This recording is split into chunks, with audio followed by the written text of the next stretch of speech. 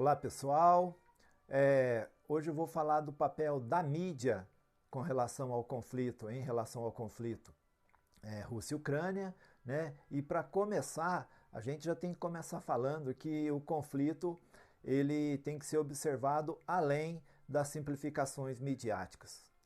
A mídia ela simplifica de uma maneira muito genérica, principalmente a mídia brasileira coloca como se fosse uma disputa do bem contra o mal, porque a mídia brasileira também ela é colonizada pelo imperialismo americano, né?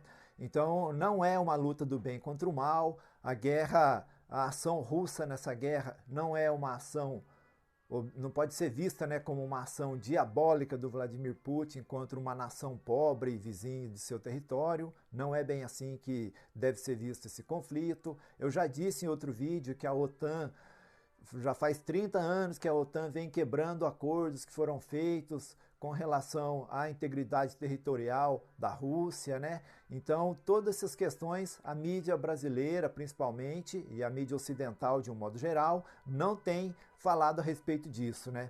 Então, ela omite fatos históricos, falsifica opiniões, usam imagens das crianças, né, dos refugiados para comover a opinião pública. Eu não sou favorável à guerra, ninguém é favorável à guerra, só um demente é favorável à guerra, né?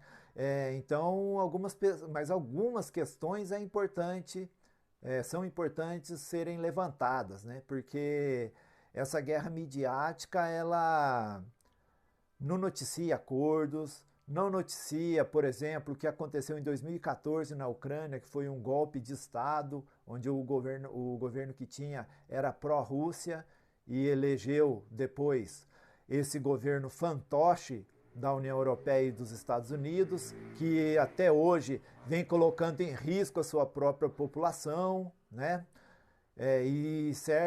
Coloca o seu próprio país como bucha de canhão para os interesses do imperialismo americano, né? Então, isso é típico de guerra híbrida, né?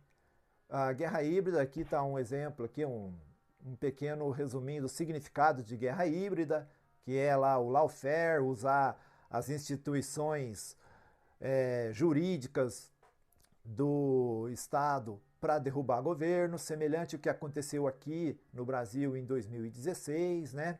Então, e depois disso acaba noticiando como se fosse uma rebelião popular e não que foi uma manobra de Estado e de governos para derrubar um governo legítimo, né? Então a mídia ocidental, ela mostra somente como essa ação diabólica do Vladimir Putin. E não é bem assim. Então a verdade é que essas imagens da guerra, dos refugiados, é bastante comovente, né? O governo da Ucrânia aceitou ser essa bucha de canhão e colocando em risco a sua própria população.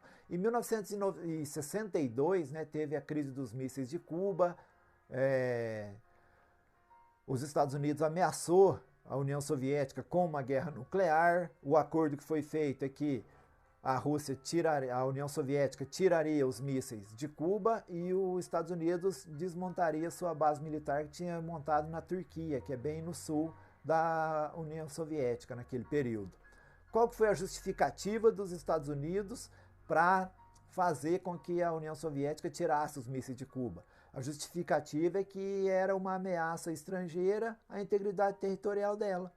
E agora a OTAN, que é o braço armado dos Estados Unidos na Europa, quer colocar uma base militar bem do lado da Rússia e quer que fique por isso mesmo. Então, essa também é uma das razões aí desse conflito que a mídia não coloca para nós, né? Tudo seria evitado se a OTAN considerasse a Ucrânia e outras repúblicas ali próximas, né, do antigo Pacto de Varsóvia, territórios neutros. Se a OTAN considerasse esses territórios como territórios neutros, nada disso estaria acontecendo. E então a Ucrânia ela é um território que está sendo usado como apenas para os interesses do imperialismo americano. Isso você pode ver até nos discursos do Joe Biden, presidente dos Estados Unidos, que ele diz que, se você assistir os discursos dele, você vai ver em nenhum momento ele fala a palavra paz, em nenhum momento ele fala a palavra cessar fogo, Então, para ele está sendo bastante conveniente esse conflito, porque ele quer, o objetivo da OTAN e dos Estados Unidos nesse conflito é abalar a economia russa e atingir a economia chinesa. E tem provocado também movimentos separatistas em Taiwan, né, querendo provocar movimentos separatistas em Taiwan para provocar um problema também com a China. E com relação aos refugiados, né? Importante a gente falar dos refugiados também. Diversos povos receberam tratamento decente na Europa, né? Mas não da maneira que o povo ucraniano está recebendo. A maneira decente que está sendo tratado o povo ucraniano é uma coisa impressionante, porque podemos comparar com os povos Roma, e isso a mídia também não mostra. Povos Roma é um povo cigano que existe dentro da Ucrânia e que está tendo dificuldade para deixar o território como refugiado.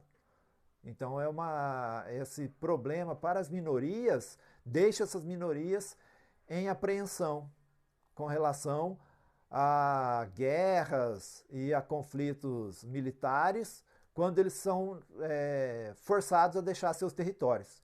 Os povos Roma é um exemplo desse problema dos refugiados.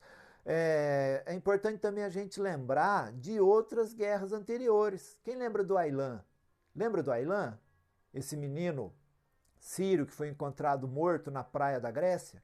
Ele foi encontrado morto porque a Grécia já estava dizendo que não tinha mais lugar para refugiado lá. E isso acontece na Itália, acontece nos países do mar Mediterrâneo, né? Os povos que fogem do norte da África para chegar na Itália e na Grécia passam por essas situações. O Aylan é um exemplo disso. Foi comovente? Foi comovente.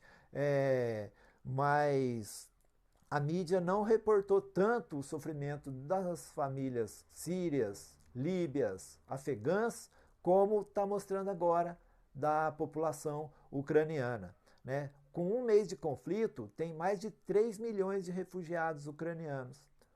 Mas sabe quantos refugiados existem no mundo? Mais de 60 milhões de refugiados existem no mundo. Países xenófobos como a Hungria está recebendo refugiados.